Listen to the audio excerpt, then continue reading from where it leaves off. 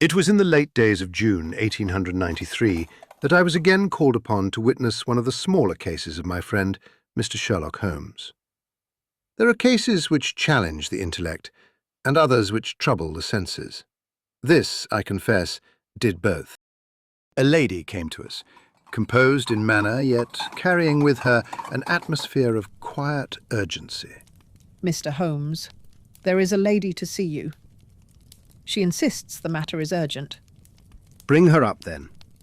Please, Mrs. Hudson. Please, come up.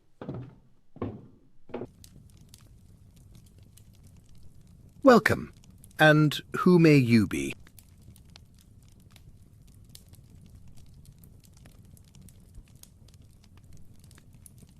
I'm Lady Ashbourne, wife of Lord Ashbourne of Essex. Dr. Watson, Mr. Holmes, I scarcely know where else to turn. I did not at the time recognize the nature of that urgency. I believed it to be fear. I was mistaken. You are quite safe here, madam.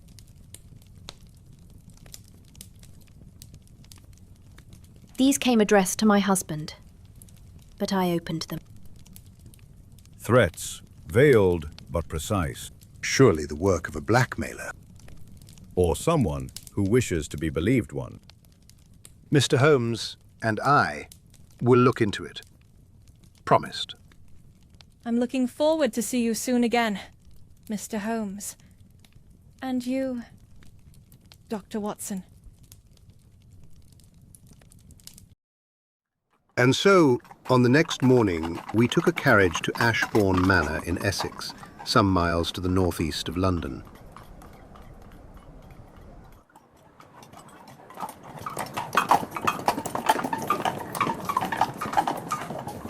Holmes was resolved to observe not merely the letters, but the man to whom they were addressed.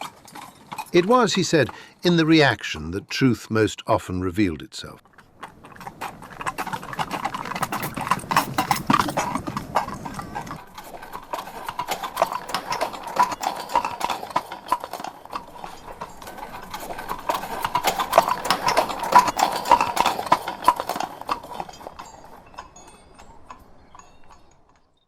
The house of Lord Ashbourne stood in a state of mild elegance. As though the time itself had grown weary, the manner showed a bit of decline.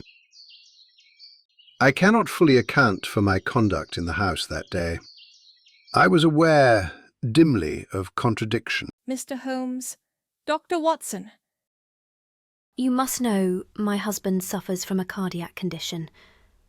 Any excitement is harmful to him. So kind of you, coming so quickly to our help. You would protect me, wouldn't you? Yes, I think I would have.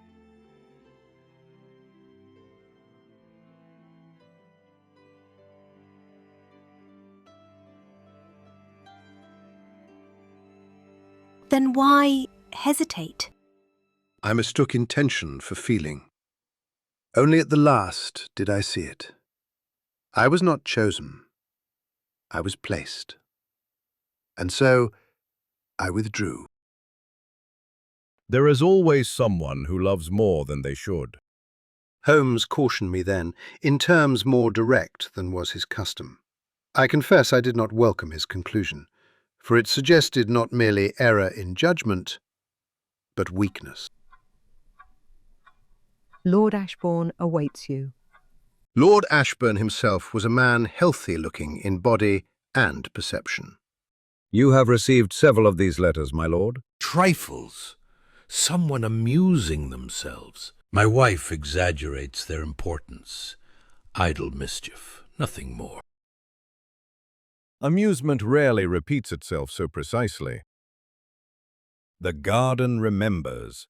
Does that suggest anything to you? Nothing at all. No past acquaintance worth recalling? I have had a long life, Mr. Holmes.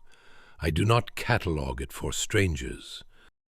There was in his gaze the unmistakable mark of one who understands more than he reveals. Goodbye, gentlemen. Holmes, I noticed, regarded him not as a victim, but as a participant in some unspoken tension. It was by chance, or so I believed, that I witnessed a brief exchange in the garden. A word, a gesture, nothing of substance. And yet, there are moments which impress themselves upon the mind without declaring their meaning. This was such a moment. Soon, we shall be free. It was then when I observed the gardener, a man of strong frame and quiet disposition. He spoke little, yet his silence was not empty. It was occupied. You cultivate these? Yes, sir, for the mistress.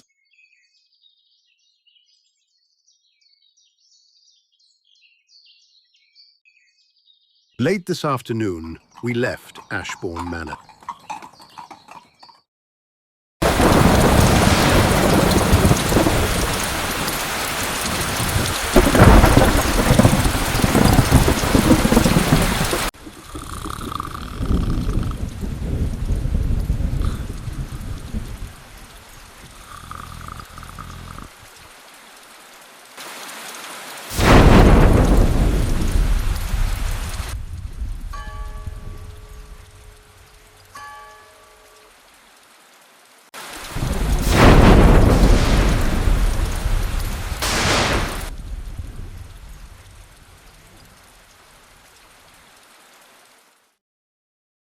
Help!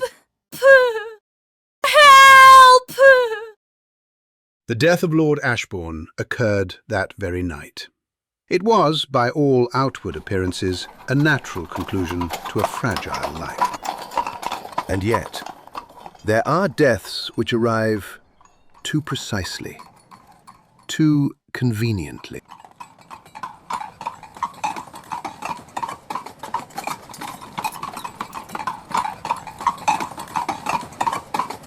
Holmes required no further confirmation. The game, as he later remarked, had already been decided. Holmes spoke little on the journey, which, I have learned, is often when his mind is most active.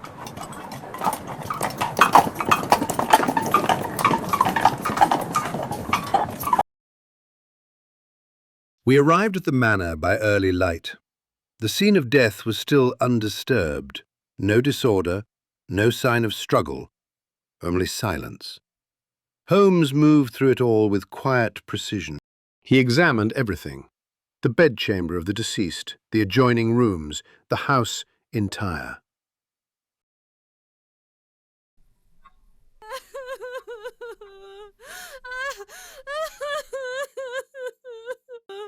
Hush now. There's nothing more to be done. We must keep going. Holmes went through everything, from the attic down to the servants' rooms, the kitchen, the pantry, and the storage, and finally, the garden.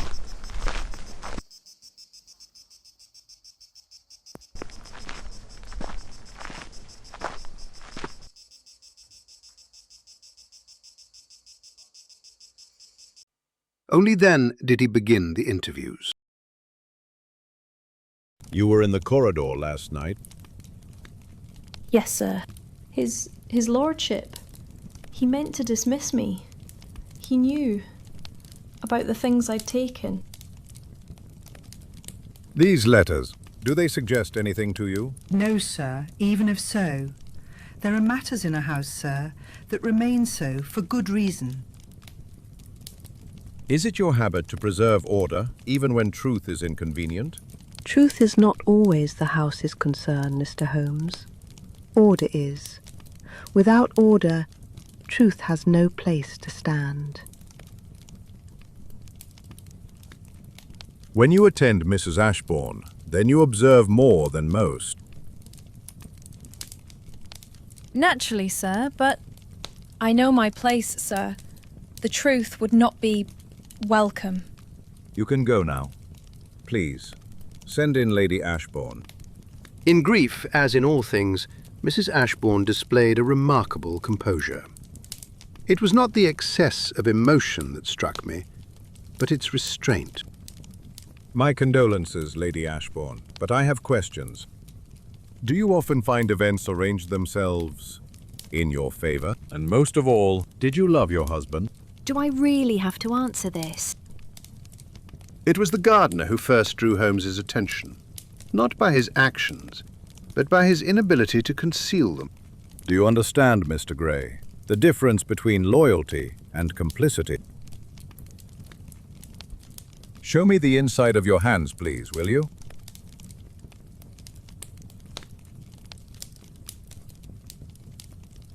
Mr. Gray, your hands betray you. The faint purple beneath your nails is not from pruning roses, but from preparing foxglove tincture. An amateur attempt at murder, guided by a professional manipulator. She said he kept her prisoner, so she couldn't leave him.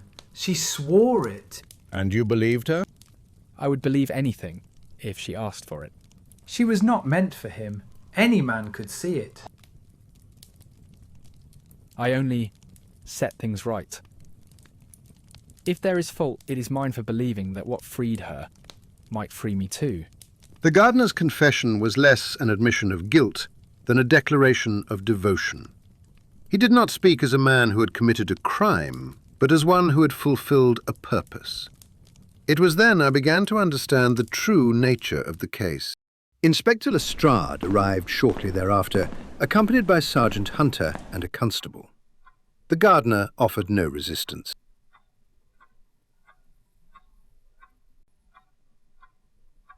Mr. Gray, you are under arrest for the murder of Lord Ashbourne. Constable.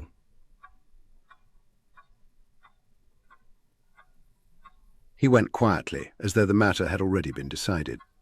Holmes laid the matter bare with his usual precision. The letters, the fear, the manipulation, all arranged with a subtlety which rendered them nearly invisible. Nearly, but not entirely. There remained, however, one element beyond even Holmes's reach. Proof. You did not kill him, but otherwise manipulated everything.